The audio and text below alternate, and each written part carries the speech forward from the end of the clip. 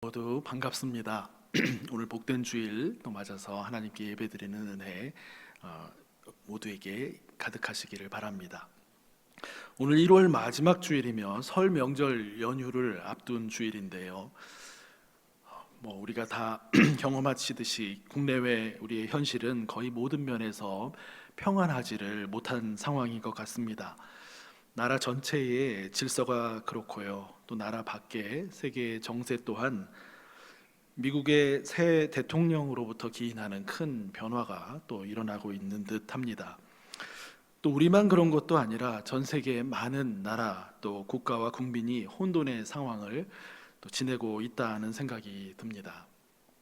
이런 혼란한 시국을 또 잘 타개해 나가기를 바라는 마음으로 또 우리의 기도가 더욱 필요한 그런 시점이 아닌가 싶습니다. 지지난주인 걸로 기억하는데요. 지지난주 수요 예배 시간에 바벨탑 사건을 잠시 이야기했던 것이 혹시 기억이 나시는지 모르겠습니다.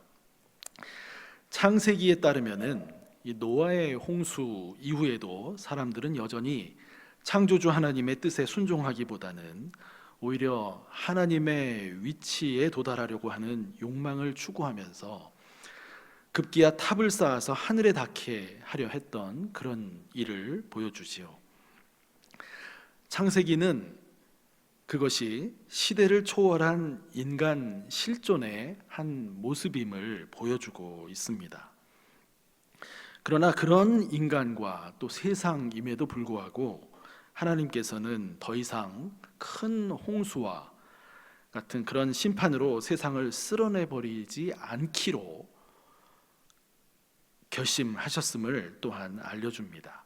크신 긍휼로 품으시기로 하셨고 이 창조 세계를 향한 구원과 희망의 새 일을 시작하셨고요. 창세기에는 그것이 새로 시작하신 것이 아브라함을 부르시는 일, 그것으로 표현되고 있습니다. 그리고 지금도 구원과 희망의 역사를 펼치고 계심을 창세기가 보여준다고 말씀을 드렸습니다. 그 자체로 복음이 이미 창세기 말씀 안에 내재되어 있다라는 것입니다. 이 바벨탑 사건에서 하나님은 하나님의 자리까지 침범하려고 드는 그 인간을 단번에 쓸어버리지 않으시고 그들의 언어를 다양하게 하심으로 불통과 또 자중질환이 일어나게 되어 탑 쌓는 일을 포기하게 하셨습니다.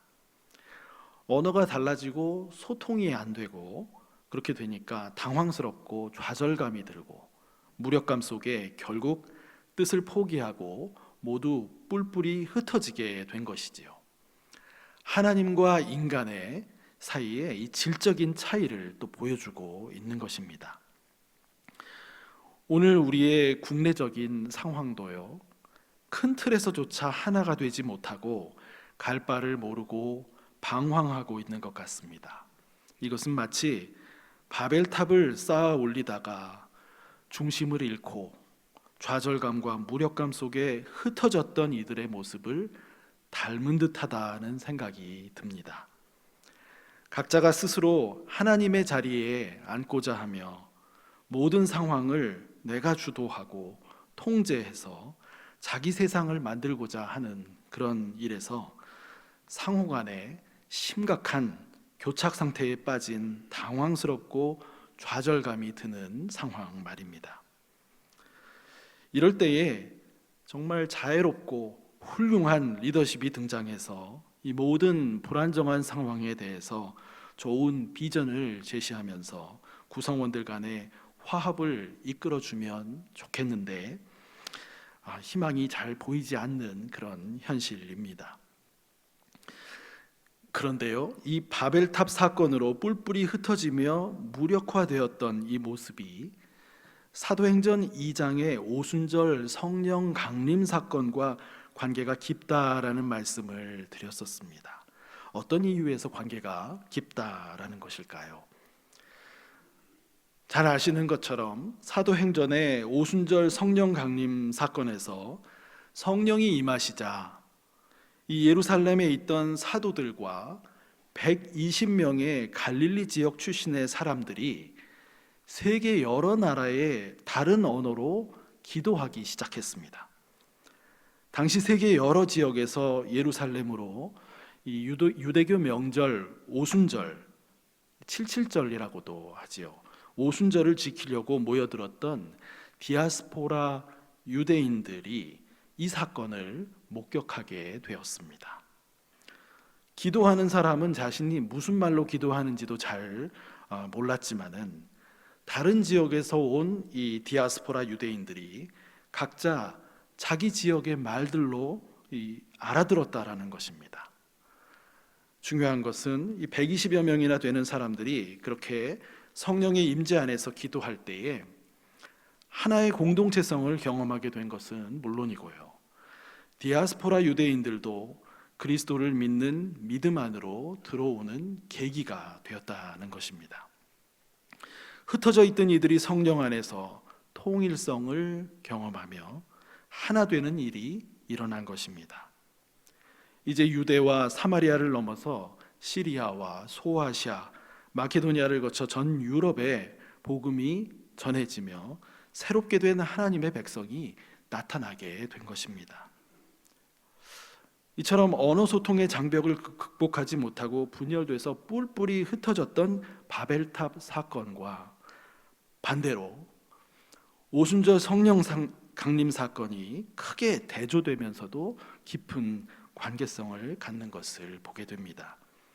이렇게 성령님은 흩어지게 하는 분이 아니시고 하나 되게 하시는 분이심을 주목하면서 오늘 본문의 말씀을 함께 보시면 좋겠습니다. 오늘은 주현절 이후의 세 번째 주일, 교회력 성서정과를 따른 이 고린도전서 본문인데요. 우리에게 성령 안에서 하나 되는 공동체의 모습을 몸이라고 하는 구체성을 통해서 보여주고 있습니다. 이 공동체는 그리스도를 머리로 한 그리스도의 몸된 공동체인 교회를 말합니다. 사도 바울이 오늘 본문을 통해 제시하고 있는 그리스도의 몸된 공동체의 모습은 오늘 수많은 지역교회와 또 우주적으로 하나인 교회를 모두 포함합니다. 더 나아가서 이러한 세상 속에 있으면서도 세상과는 구별된 공동체인 이 교회가 세상을 향해 바른 방향성을 제시할 수 있다라고 하는 점을 암시해 주고 있습니다. 그리고 특별히 오늘 우리 사회와 같이 어디에서부터 이 문제를 풀어가야 할지 난감한 혼란과 무질서 속에서 지역교회와 또 우주적으로 하나인 이 교회가 교회다운 교회로 설 수만 있다면 그 자체로 우리 사회에 건강한 방향성을 제시할 수 있으리라는 기대를 갖게 합니다. 어떤 면에서 이런 기대가 가능한 것일까요? 오늘 사도 바울은 그리스도의 몸된 공동체인 교회가 몸의 지체들과 기관들로 구성되어 있다라고 말합니다. 몸의 내부적인 기관들도 많이 있죠. 동시에 그 지체들과 기관들은 성령으로 세례를 받았고 한 성령을 마시게 되었다라고 13절에서 말씀합니다. 바울은 아무 이유와 근거 없이 성령을 받은 공동체가 하나됨의 모델이라고 이야기하는 것이 아닙니다. 구체적인 이유가 있습니다. 바울이 살던 그 시대에 유대 사람과 헬라 사람은 첨예하게 대립하고 또 배척하고 갈등을 겪고 있었지만 성령은 이들을 하나 되게 하셨습니다. 민족 간의 갈등이 사라지고 화해가 이루어지는 것을 성령 안에서 경험한 것입니다. 그뿐이 아니었습니다. 당시의 사회는 특권층부터 노예계층까지 인간을 서열화한 이런 구조였습니다. 속해 있는 계층에 따라 사회적인 대우는 물론 또 인간관계와 누리는 삶의 질이 첨예하게 다른 사회였습니다. 그러나 바울과 초기 그리스도인들은 성령 안에서 이 특권층을 위시한 자유인과 노예 계층 사이에도 벽이 무너지는 것을 경험했습니다. 사도 바울은 그 유명한 갈라디아서 3장 28절에서 너희는 유대인이나 헬라인이나 종이나 자유인이나 남자나 여자나 다 그리스도 예수 안에서 하나이니라 라고 선언했던 것을 기억하시지요. 성령 안에서 이 다른 주체들이 사랑하는 형제 자매의 관계가 되는 기적과 같은 일을 보게 된 것입니다. 한 100년 전만 보아도요, 우리나라를 보아도요, 여성의 그 사회적 지위는 참으로 빈약했습니다. 또 우리만 그런 것이 아니고 미국과 서구 유럽 등에서도 여성의 참정권, 투표권이 보장된 것이 20세기 초반에 와서야 가능했습니다. 그런데 그보다도 훨씬 전인 바울의 시대에, 고대라고 할 수 있는 이 시대에 이미 그리스도인들은 성령 안에서 남자와 여자가 차별 없이 형제 자매로 하나 되는 일을 경험하며 살아간 것입니다. 성령은 바로 이런 분이십니다. 다양한 지체들과 기관들이 성령 안에 하나 되어 갈 때 이들은 여러 지체이지만 한 몸을 이루며 나아가게 됨을 말씀하고 있습니다. 이 한 몸을 이루어 간다는 것은 그리스도 안에 거하며 그리스도의 몸을 이루어 가는 것을 의미하는 것입니다. 이 일은 성령 안에서 이루어지는 일이어서 언제나 유동적이기도 하고 그러나 안정적입니다. 그러므로 성령으로 세례를 받게 되고 그리스도의 몸된 공동체인 교회의 우주적이며 또 지역적인 지역교회의 일원으로 부름을 받아서 살게 된 우리 각 지체요 또 기관인 우리들의 모습을 한번 진지하게 생각해 볼 필요가 있습니다. 여러분, 우선 지금 이 자리에 모여 있는 우리 한 사람 한 사람은 민족이나 인종이 다르지 않을 것입니다. 하지만 미국이나 유럽의 교회에 가보면 민족이나 인종이 다르면서 함께 예배 공동체를 이룬 교회들을 어렵지 않게 볼 수가 있습니다. 다민족, 다인종이 섞여 있는 큰 교회들도 물론 많이 있습니다. 그런데 우리가 이렇게 생각해 볼 수도 있습니다. 우리 한 사람 한 사람도 따지고 보면 이 작은 나라 안에서도 이 지방, 저 지방, 그 출신과 기원이 상당히 다양합니다. 그러나 성령 안에서 그것이 의미를 상실합니다. 아니, 오히려 다른 출신과 기원이 성령 안에서 더욱 더 풍성함을 더해줍니다. 서로가 내면과 외연이 확대되는 경험을 하며 성숙으로 나아가게 된다라는 말씀입니다. 현재 우리 교회에서요, 청소년부에서 교사로 사역하고 있는 자매가 한 분 있습니다. 필리핀에서 아신대로 신학 공부를 하기 위해 온 아신대 MDB 학생이기도 한데요. 매주일 우리 청소년부에서 우리 학생들과 아주 재미있게 활동하며 지낸다는 이야기를 계속해서 듣고 있습니다. 한 달에 한 번은 바로 이 자리에서 우리와 함께 성찬을 나누며 예배 드리고 있습니다. 이 한 분으로 인해 우리 공동체가 더 커진 느낌을 받게 되고요. 주 안에서 민족과 인종의 경계가 무너지는 경험을 우리도 작게나마 하고 있다라고 하는 말씀입니다. 작년 11월 달에 제가 아신대 채플에서 설교를 한번 한 적이 있었습니다. 그때에 보았던 동남아와 인도, 아프리카계를 포함한 이 외국인 학생의 숫자는 좋게 50여 명이 넘었을 것 같습니다. 지금 우리가 예배드리는 이 아신대 캠퍼스에서 주중에 또 학기 중에 다양한 민족과 인종의 그리스도인들이 함께하고 있는 것입니다. 성령은 이런 분이십니다. 민족과 인종과 언어가 달라 흩어지기 쉽고 세상에서 서로 갈등하고 다투고 싸우기 쉬운 이들이 성령 안에서 화합하고 사랑하며 살게 만드시는 분이십니다. 어떤 교회는요, 꽤 큰 교회인데요, 서울에 위치하고 있으면서도 그 교회를 섬기는 교역자들이 거의 전부 어느 한 지역 출신으로만 구성되어 있다라는 것을 제가 들은 적이 있습니다. 정말 우연찮게 그렇게 구성이 된 것이라면 모를까, 인위적으로 그렇게 한 것이라면 건강한 교회의 모습으로 보이지는 않습니다.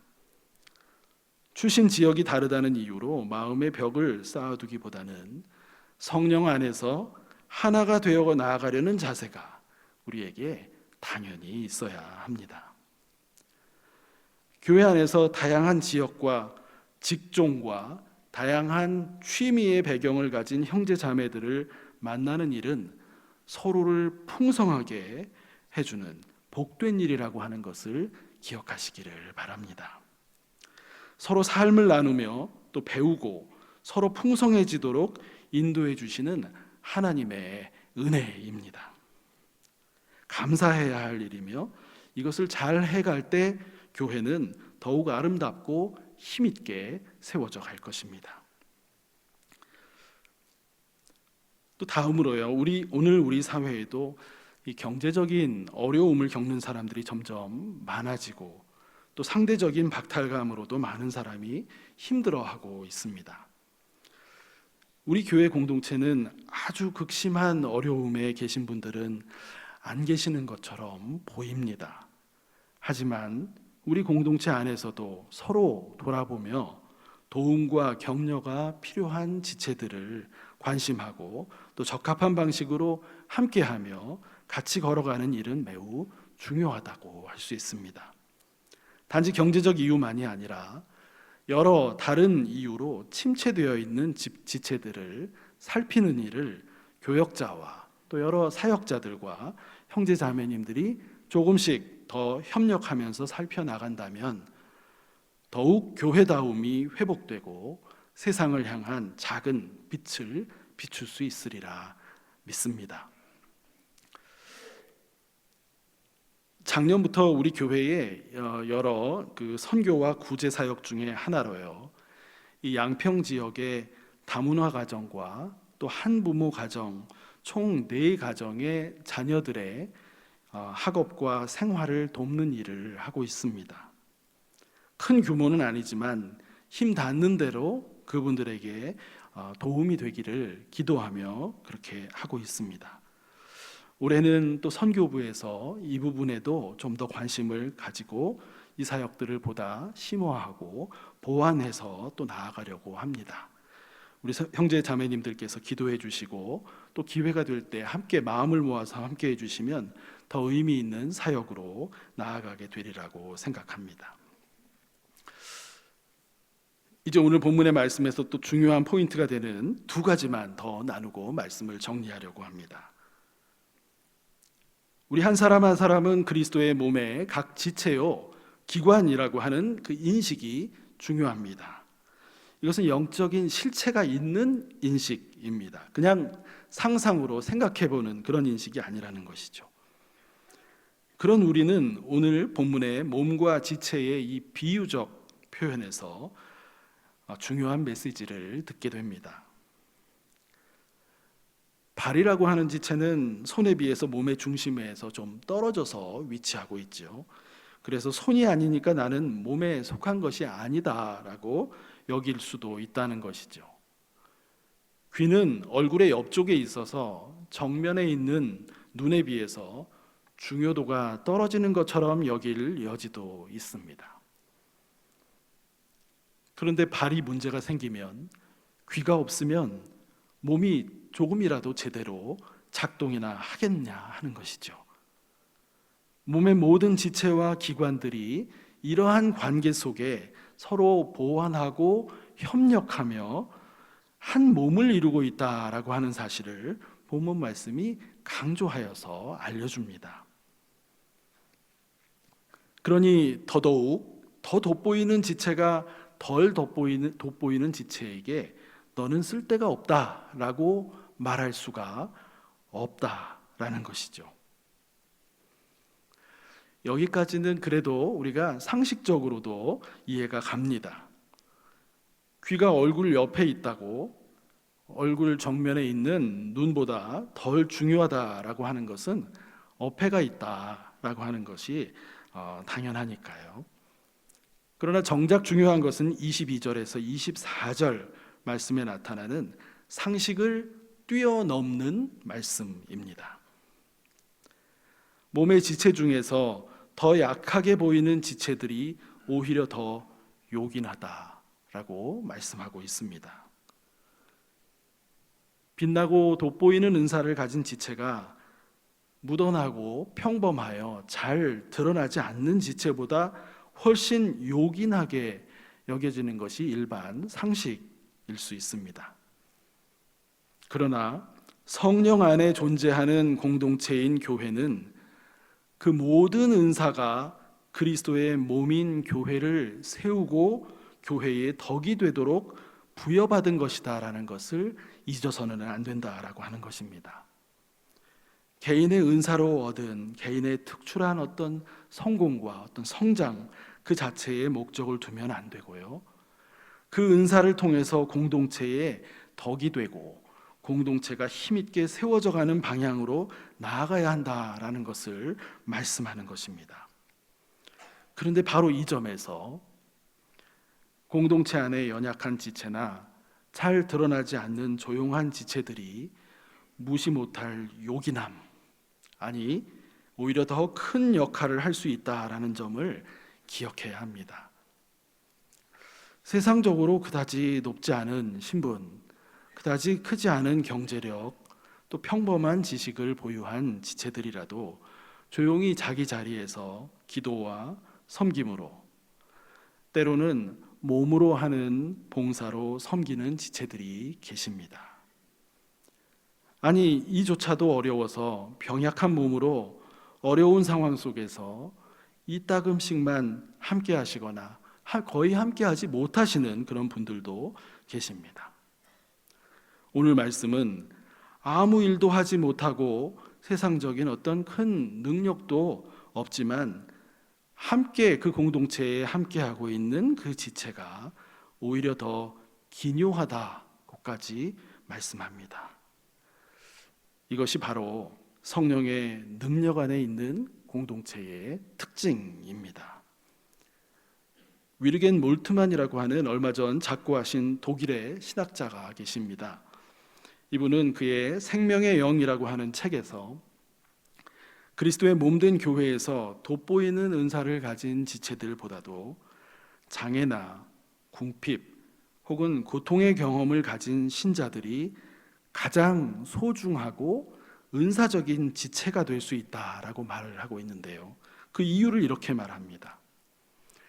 모든 교회는 복음의 성격과 진수를 가르치고 또 살아내야 하는 그 필요성 위에 존재하게 되는데, 복음의 성격과 진수가 바로 그분들을 통해 드러내어지고 인식되기 때문이다 라고 말씀합니다. 성령은 이렇게 세상 상식을 뛰어넘는 방식으로 우리 가운데 역사하십니다. 그러므로 그리스도의 몸인 교회의 지체인 우리를 향해서 사도 바울은 모든 은사를 소중히 여기며 서로 부러워하고 시기하기보다 모두가 더 큰 은사를 사모하라라고 말씀하고 있는 것입니다. 그 더 큰 은사는 바로 사랑이라고 하는 은사입니다. 오늘 본문은 아니지만 고린도서 13장, 바로 이어지는 13장이 바로 그 사랑에 대한 사도 바울의 말씀이지요. 마지막으로 오늘 본문 끝부분 28절 이하에서 교회 안에 구체적인 은사를 가진 사람들을 쭉 열거합니다. 거기에는 사도가 있고요. 고대 초대교회였기 때문에 사도가 있습니다. 지금은 사도가 없지요. 또 예언자가 있습니다. 그리고 교사도 있습니다. 그 밖에 기적 행하는 사람, 병 고치는 은사 있는 사람, 남을 돕고 봉사하는 사람, 관리하고 행정을 담당하는 사람, 방언으로 말하는 사람 등을 열거합니다. 다 제각기 자신에게 주시는 은사를 살펴보고 최선으로 주의 몸된 교회를 섬기는 일에 힘쓸 것을 말씀합니다. 기억할 것은 다 사도가 아니라는 것입니다. 다 예언자가 아니라는 것이고요. 다 교사가 아니라는 것입니다. 다 병 고치는 은사가 있지 않다는 것, 다 방언하는 은사가 있지 않다라는 것을 분명히 인식하면서 서로의 은사를 향한 질투, 시기, 그것이 아니라 사랑의 은사를 모두가 다 구하며, 모두가 다 사랑의 은사를 구하며 그리스도의 몸된 교회를 이루어가라라고 말씀합니다. 이러한 다양한 은사를 배분해 주시는 분이 성령님이십니다. 그리스도의 몸된 교회가 교회답게 되도록 하기 위해서 성령께서 하시는 일이라는 말씀입니다. 우리는 그 일에 기쁘게 순종하며 할 수 있는 방식으로 참여해 가면 된다라는 것이죠. 다만 사랑의 은사를 늘 추구해야 하는 것을 기억하면서 그렇게 해 나가는 것입니다. 우리가 성령 안에서 이러한 공동체를 일궈 나갈 때 교회가 교회다워집니다. 그러면 그것은 우리 안에서만 어떤 발전하는 길이 되는 것이 아니라 세상을 향해 교회의 존재 이유를 보여주는 길이 됩니다. 교회 봉사를 열심히 하는 것이 세상에 무슨 이게 기여를 하는 것인가 이렇게 하실 수도 있겠지만요. 교회 일과 세상 일이 철저하게 분리가 되어버리면 그러면 의미를 상실하게 되기가 쉽습니다. 하지만 성령 안에서 서로가 함께 이 교회를 세워가는 일에 각자 자신이 받은 은사를 따라 섬겨가게 되면 교회가 사랑 안에서 진실한 성장을 하게 될 것입니다. 이러한 교회의 모습을 통해 자연스럽게 복음의 성격과 복음의 진수가 보여지게 되기를 우리가 소망하게 되는 것이죠. 이러한 교회는 그 자체로 세상을 향한 의미를 깊이 갖게 된다라고 하는 것을 기억하시기를 바랍니다. 그런 우리 한 사람 한 사람이 가정에서 또 직장에서 사회에서 크고 작은 선한 영향력을 끼치며 살게 되는 그것도 선교입니다.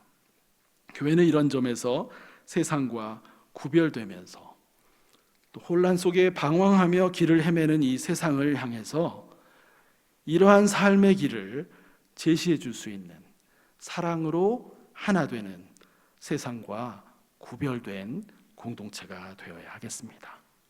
우리 함께 같이 기도하시겠습니다. 하나님 감사합니다. 사도 바울의 고린도 교회를 향해 보낸 서신을 통해 저희들에게 그리스도의 몸된 교회 공동체가 어떠한 공동체인지를 또한 말씀을 통해 알려주심을 감사드립니다. 하나님, 세상에 있지만 세상과 구별된 모습의 공동체 안에 저희들이 주님의 부르심을 받아 함께 그 일원으로 함께하고 있다는 것이 얼마나 귀한 은혜인지를 다시 한번 생각하며 주님께 감사를 드립니다. 하나님, 그 특별한 은혜 가운데 교회의 지체요 기관으로 저희를 불러주신 그 은혜를 생각하며 하나님, 오늘 말씀처럼 모든 다양한 은사를 가진 우리 한 사람 한 사람임을 기억하고 다양할수록 더 복되다라는 것도 기억하며 하나님, 그 모든 은사를 서로 시기하고 질투하는 것이 아니고 누구나 구해야 할 은사라고 말씀하신 사랑의 은사를 우리 모두가 구하며 교회 공동체를 함께 성령 안에서 세워가는 그런 귀한 은총을 허락하여 주시옵소서. 교회가 교회다워질 때 세상 가운데 그 존재 자체만으로도 세상에 귀한 영향력을 끼칠 수 있다라는 것을 저희들로 하여금 기억하게 하여 주시고 주께서 허락하신 또 섬기라고 불러주신 귀한 주님의 몸된 교회를 위해 우리의 은사를 주님께 드리며 서로 사랑하며 세워나가는 그런 귀한 주님의 백성들로 주님의 지체들 몸된 교회의 지체들로 저희를 세워 주시옵소서. 주께서 성령으로 함께하여 주시고 또 우리 모든 지체들 안에 사랑과 은혜가 가득한 그런 경험들이 넘쳐날 수 있도록 인도해 주시기를 간절히 바라옵고 원하오며 모든 말씀 예수님의 이름으로 기도드립니다. 아멘.